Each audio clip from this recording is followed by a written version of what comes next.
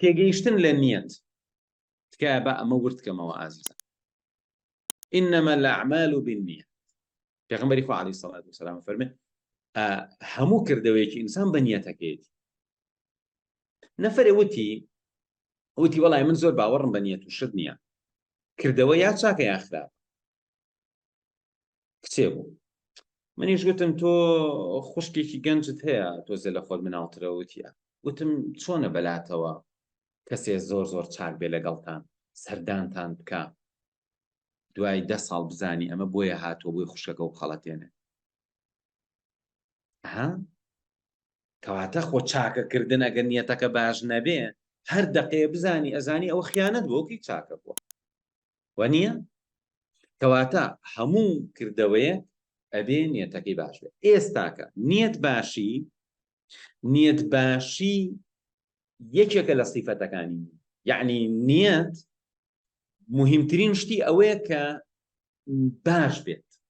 بەڵام نیەت یعنی بیرکردنەوە لە ئایندە، یعنی نیەت یعنی بیرکردنەوە لە ئایندە، لە خوازیاربوون لە دەرەنجامێک. یعنی تۆ کاتێک باسی نیەتەکرێ ئازیزان زۆربەی موسڵمانانی ئەم سەردەمە بە هەڵە لە نیەت تێگەیشتووە. ئەگەر تۆ بڵی بۆچی موسڵمانان دواکەوتون، بۆچی میلەتەکانمان پارچە پارچەن، بۆچی بێدەسەڵاتین، بۆ ئێمە پێش ناکەوین، لەبەرەوەی ئێمە بە هەڵە لە شتەکان تێگەشتوین.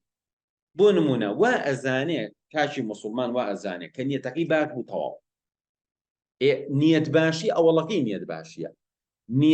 نیەت یعنی چی؟ لە زانستی کارگێڕی سەردەمە ئێمە زاراوەیەکمان هەیە ڕێک، یعنی ئەو نیەتەی کە پێغەمبەری خوا عەلەیهی سەڵات وەسەلام لەگەڵ هاوڵەکانی کە وتویانە نیەت مەبەستیان ئەوە بوو. ئێستا لە زانستی نوێی سەردەما پێوترێ strategic thinking، واتە بیرکردنەوەی استراتیژیان. بەڕێزان ئەم عیلمە زۆر کۆن نییە، زانستی کارگێڕی زانستێکی زۆر کۆن نییە، بابەتی استراتیژی بوون و پلانی استراتیژی زۆر کۆن نییە.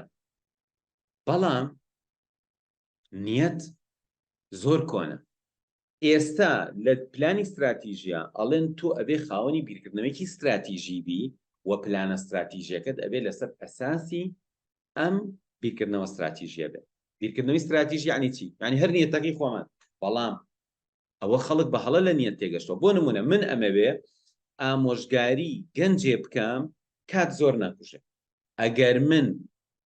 ئەگەر من وا ئامۆژگاری بکەم لە داخی من واز بێنێ خەریکی شتی خراپ بێت لە داخی من، بۆ نمونە من پێی ئەڵێم کتێب بخوێنەرەوە، زۆر خەریکی سۆشیال میدیا مەبە، لە داخی من ئەچێ زیاتر سۆشیال میدیا بەکارێنێ و کتێب ناخوێنێتەوە.